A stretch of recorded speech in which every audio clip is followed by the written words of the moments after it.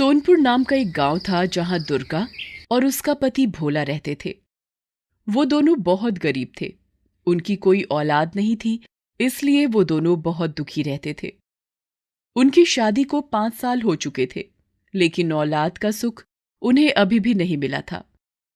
एक दिन दुर्गा अपने पति से कहती है, सुनो जी, हमारी शादी को इतने साल हो गए, लेकिन भगवान ने अब तक हमारी नहीं सुनी। हाँ, तू कहती है ना कि भगवान पर भरोसा रखो, उसके घर देर है अंधेर नहीं। वो दोनों बात कर ही रहे होते हैं कि भोला की माँ वहां पर आ जाती है और वो कहती हैं, देख भोला बेटा, मैं तो कहती हूं कि तू दूसरी शादी कर ले। ये दुर्गा तो हमें पोते का सुख नहीं देने वाली। माँ की यह बात सुनकर दुर्गा रोने लगती है और भागकर घर के मंदिर में देवी माँ के सामने बैठकर रोने लगती है। माँ, तू भी कैसी बेकार की बातें करती है, बेचारी को रुला दिया तूने। ऐसा कहकर वो दुर्गा के पास चला जाता है। वो दुर्गा से कहता है, देख दुर्गा, रो मत। इस बार नवरात्रि में हम दोनों ही माँ से प्रार्थना करेंगे और उसके पूरे 9 के 9 व्रत रखेंगे। शायद वो इस बार हमारी मनोकामना पूरी कर दे। हाँ जी, तुम ठीक कहते हो। इस बार तो देवी माँ को मेरी पुकार सुननी ही पड़ेगी। कुछ दिनों में नवरात्रि शुरू हो जाती है। बेचारे दोनों ही बहुत गरीब थे। उनके पास ना तो पूजा का सामान लाने के लिए पैसे थे, ना ही माँ को चढ़ाने के लिए प्रसाद था।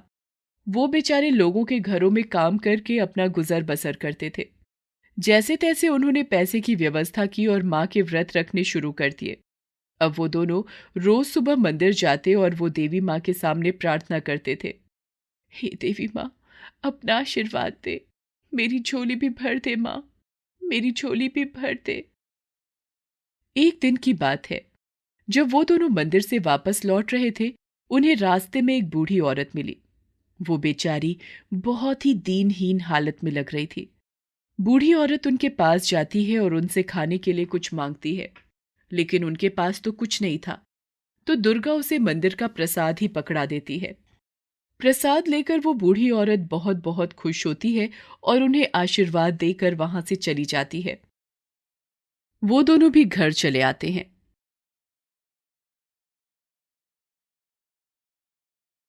वो दोनों उस मंदिर के प्रसाद से ही अपना व्रत खोलते थे, लेकिन आज तो उनके पास कुछ भी नहीं था। तो बेचारे दोनों ने पानी पीकर ही अपना व्रत खोला। दूसरे दिन भोला अपने काम पर जा रहा था। तभी वो बूढ़ी औरत उसके सामने आ जाती है और अचानक जमीन पर गिर जाती है। भोला भागकर उसके पास जाता है और उसे उठाकर एक जगह पर बिठा देता है। वो बूढ़ी औरत भोला से कहती है, बेटा, बहुत भूख लगी है, कुछ खाने के लिए दे दे। अरे माई, मेरे पास तो कुछ भी नहीं, मैं तुझे क्या दूं? बेटा, वो सामने मंदिर है, आह, वहां से थोड़ा प्रसाद लाकर दे दे। भोला मंदिर जाता है, लेकिन मंदिर बंद था। तो वो मंदिर की खिड़की से अंदर जाने की कोशिश करता है। उसे ऐसा करते देख आसपास के लोग उसे मारने लगते हैं। उन्हें लगा कि वो कोई चोर है जो मंदिर में चोरी करना चाहता है। वो लोग बिना कुछ जाने भोला को मारने लगते हैं। मारो इसको, देखो मंदिर में चोरी करने आया था, मारो मारो। अरे भाइयों, मैं चोर नहीं हूं, मैं तो यहाँ पर प्रसाद लेने आया था। भोला कहता रहता है कि वो चोर नहीं है, पर वो लोग उसकी एक नहीं सुनते और उसे मारते रहते हैं और फिर उसे मंदिर से दूर फेंक देते हैं। उन लोगों के जाने के बाद भोला उठता है। वो देखता है कि वो बूढ़ी औरत वहीं जमीन पर गिरी हुई थी। भोला अपनी चोट भूलकर उस बूढ़ी औरत को उठाकर अपने घर ले आता है।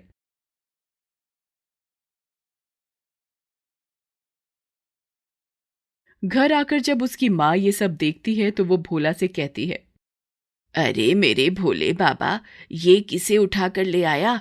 कौन है ये बुढ़िया? भोला उसे सारी बात बताता है। इतने में उसकी बीवी दुर्गा भी अंदर से आती है। वो बिना कुछ सुने ही उस औरत के लिए पानी लाती है और उसके मुंह में डालती है। कुछ देर बाद उस औरत को होश आ जाता है। इतने में दुर्गा का ध्यान भोला पर जाता है। वो देखती है कि भोला को तो बहुत चोट लगी है, उसके सिर से खून बह रहा है। वो भोला से पूछती है, अरे, ये तुम्हें क्या हुआ? इतनी चोट कहाँ से लगी? भोला उसे सारी कहानी बताता है। सारी बात सुनकर दुर्गा कहती है, तुम्हारी ये लोगों की मदद करने की आदत गई नहीं। खैर, कोई बात नहीं। ऐसा कहकर वो भोला के सर आंगन की मिट्टी लगा देती है। ये सब वो बूढ़ी औरत देख रही थी। वो कहती है, अरे बेटी, ये क्या कर रही है? दवा लगाने के बजाय तूने मिट्टी लगा दी इसके माथे पर। माई, हम इतने गरीब हैं कि हमारे पास दवाई के लिए तो छोड़ो, खाने के लिए भी पैसे बड़ी मुश्किल से आते हैं। वो औरत भोला के पास जाती है और कहती है, बेटा मुझे माफ कर दे, मेरी वजह से तुझे मार खानी पड़ी। अच्छा बेटा, अब मैं चलती हूँ, तेरा भला हो।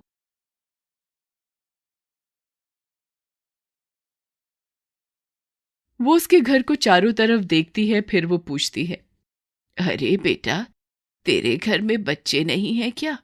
कोई बच्चा नहीं दिख रहा। तभी दुर्गा रोने लगती है और कहती है, नहीं माई, हमारे घर पे कोई बच्चा नहीं, हमारी कोई औलाद नहीं। वो बुढ़िया कहती है, बेटा, मैं तुझे आशीर्वाद देती हूँ कि बहुत जल्दी तेरी गोद भर जाए। ऐसा कहकर वो बूढ़ी औरत वहां से चली जाती है।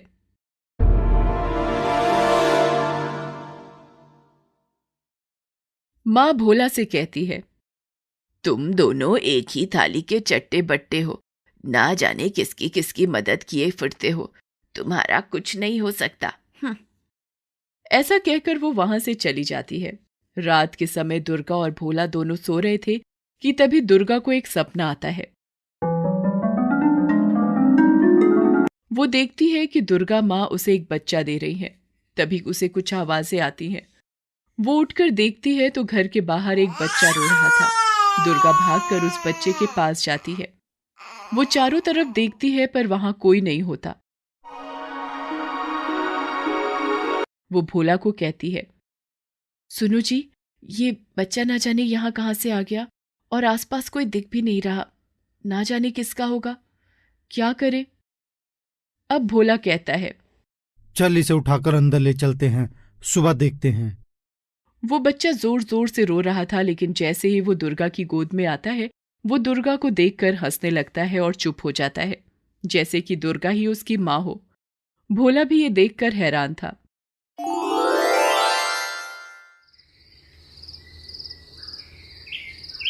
अगली सुबह दुर्गा भोला को अपने सपने के बारे में बताती है। सब जानकर भोला बहुत खुश होता है। तू देखना दुर्गा, बहुत जल्दी तू भी माँ बन जाएगी। अगले दिन वो दोनों मंदिर जाते हैं। आसपास के लोग भोला को पहचान जाते हैं कि ये तो वही आदमी है जो उस दिन मंदिर में घुसने की कोशिश कर रहा था।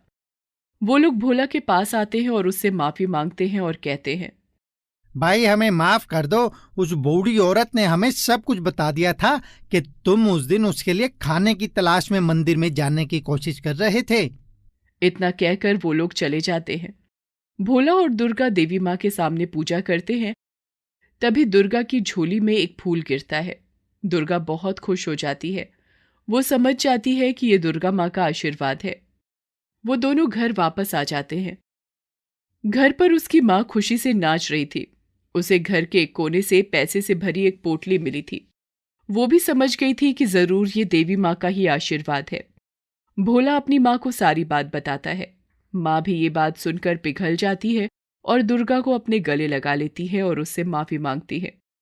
वो तीनों मिलकर दुर्गा माँ को प्रणाम करते हैं। उसी रात दुर्गा को रात में सपना आता है और उसे देवी माँ दर्शन देती है और उनसे कहती है कि तुम दोनों से मैं बहुत खुश हूँ। तुमने जिस तरह से मेरी सेवा की, उसी से प्रसन्न होकर तुम्हें सदा सुखी रहने का आशीर्वाद देती हूँ।